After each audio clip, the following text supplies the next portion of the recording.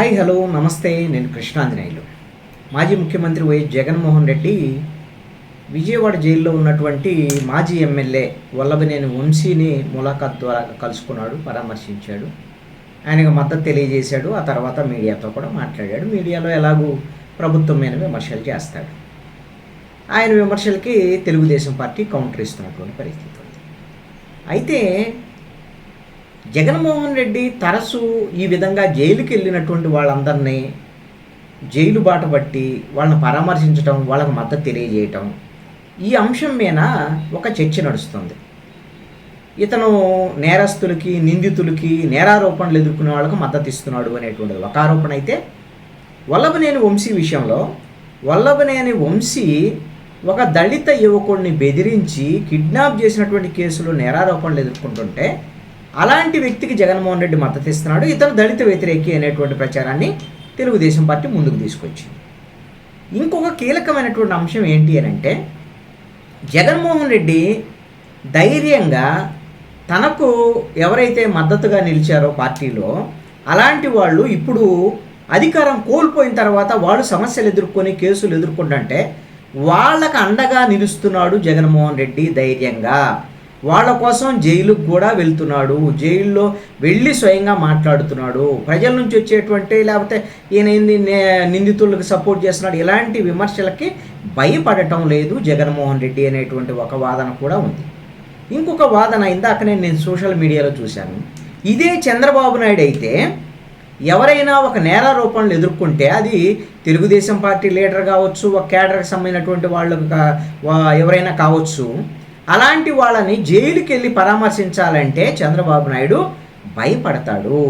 ఎందుకు అనంటే తనకు చెడ్డ పేరు వస్తుందేమో అనేటువంటి ఒక భయపడేటువంటి స్వభావం చంద్రబాబు నాయుడుకి ఉంది అనేటువంటిది. అంటే ఈ రెండిల్లో ఎవరిది రైటు ఎవరిది రాంగు అనేటువంటి చర్చ కూడా ఉంది. అంటే Chandrababu Naidu rule of law పాటిస్తున్నాడు, తప్పు చేసినటువంటి వాళ్ళని ఆ విధంగా పరామర్శించడం, నైతిక మద్దతు ఇవ్వటం తప్పు అనేటువంటి దాని మీదే చంద్రబాబు నాయుడుకి వెళ్ళటం లేదు అనేటువంటి దాని మీద.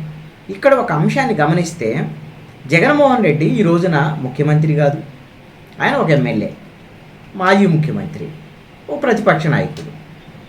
ఆయన ఈ రోజున వల్లభనేని వంశీ జైల్లో ఉన్నాడు, రిమాండ్ ఖైదీగా ఉన్నాడు. అతను కేవలం నేరారోపణలు ఎదుర్కొంటున్నారు. అసలు ఆయన ఏమి నేరాలు చేశాడు ఏంటి ఇదన్న అందరికీ తెలిసినటువంటి విషయమే. ఆయన మీద 16 కేసులు ఉన్నాయి. Notorious criminal. ఆయన వల్లభనేని వంశీ మంచోడు అనేటువంటిది జగన్మోహన్ రెడ్డి ఇచ్చే కితాబుని మనమేమి పట్టించుకోనక్కర్లా. జగన్మోహన్ రెడ్డి ఎవరికైనా కితాబు ఇస్తాడు. ఎందుకు అని అంటే తన పార్టీ వాళ్ళందరికీ తను మద్దతు ఇవ్వటం అనేటువంటిది తన లక్ష్యంగా పెట్టుకొని ఇదంతా కూడా ప్రభుత్వము కక్షపూరితంగా తమ పార్టీకి సంబంధించినటువంటి నేతల మీద కేసులు పెట్టేటువంటి ప్రయత్నం చేస్తుందనే ఒక మెసేజ్ పంపించేటువంటి ప్రయత్నం జగన్మోహన్ రెడ్డి చేస్తున్నాడు. అయితే ఈ విధంగా జైలుకు వెళ్ళి నేరారోపణలు ఎదుర్కొనేటువంటి వాళ్ళని పరామర్శించడం వల్ల నిందితులకి జగన్మోహన్ రెడ్డి సపోర్ట్ చేస్తున్నాడని ప్రజలు ఆయన్ని వ్యతిరేకించేటువంటి అవకాశాలు ఉండకపోవచ్చు.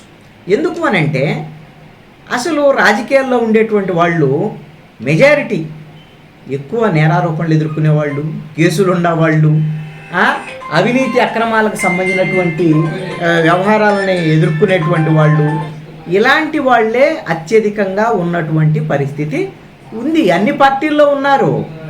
ఇప్పుడు వంశీ తెలుగుదేశం పార్టీలో ఉన్నప్పుడు కూడా వంశీ మీద అనేకమైనటువంటి కేసులు ఉన్నాయి.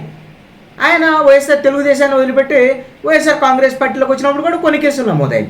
అలాగని కేవలము వల్లభనేని వంశీ తెలుగుదేశం పార్టీలో ఉన్నప్పుడు మంచోడు, వైఎస్ఆర్ కాంగ్రెస్ పార్టీలోకి వచ్చినప్పుడు షెడ్డోడ్ అవ్వటం అనేటువంటి కాదు. అందరు ఇప్పుడు ఉదాహరణ కోసం వల్లభనేని వంశీ గురించి చెప్పాను.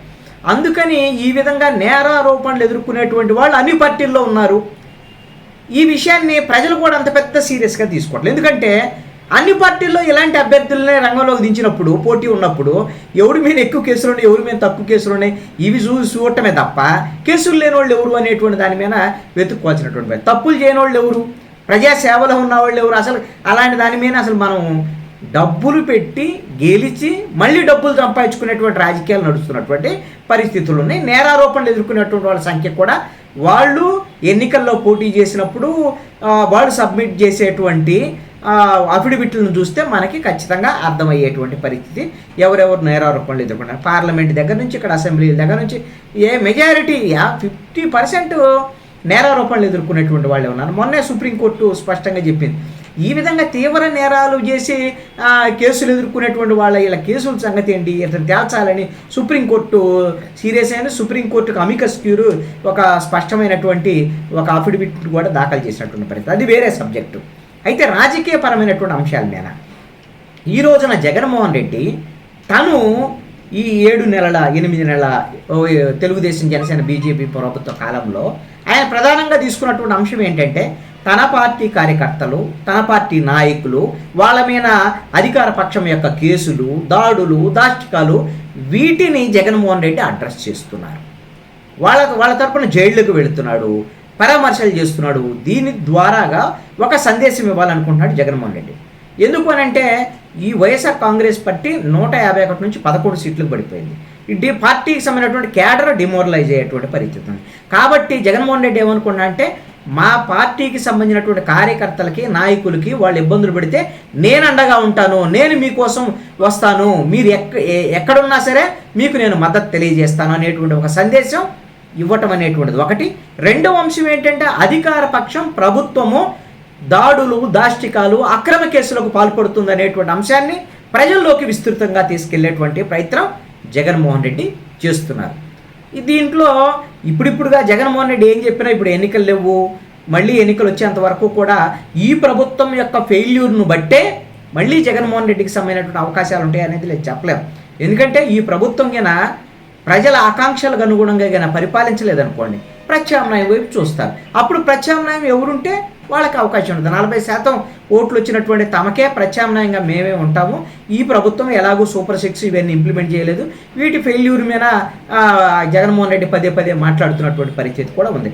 అలాగని ఈ ప్రభుత్వం ఫెయిల్ అయింది జగన్మోహన్ రెడ్డి చెప్పినట్టుగా మనం చెప్పలేము. ఎందుకంటే 8 నెలలు అయింది, ఇంకా కనీసంగా ఒక 2 సంవత్సరాలు ఉంటే కానీ ప్రభుత్వం యొక్క పనితీరుని స్పష్టంగా ఫెయిలా సక్సెస్ అనేటువంటి దాని మీద అంచనా వేసేదానికి అవకాశం ఉంటుంది.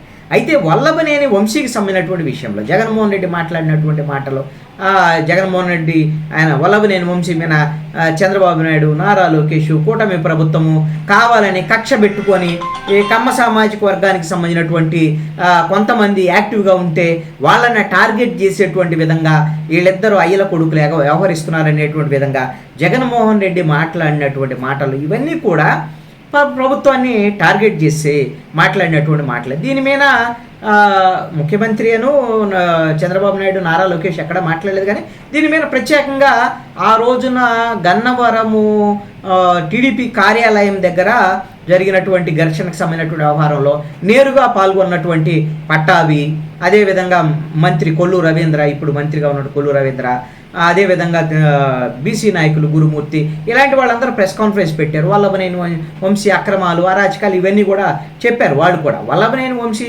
అరాచకాలు, అక్రమాలు ఇవన్నీ కూడా రాష్ట్రం అంతా చూసింది. చంద్రబాబు నాయుడిని, నారా లోకేష్ని, వాళ్ళ కుటుంబాన్ని ఏ విధంగా ఇష్టారీతిన తిట్టాడు వల్లభనేని వంశీ అనేటువంటిది అందరికీ తెలిసిందే. ఇవన్నీ కూడా ఎంకరేజ్ చేసిందే జగన్మోహన్ రెడ్డి.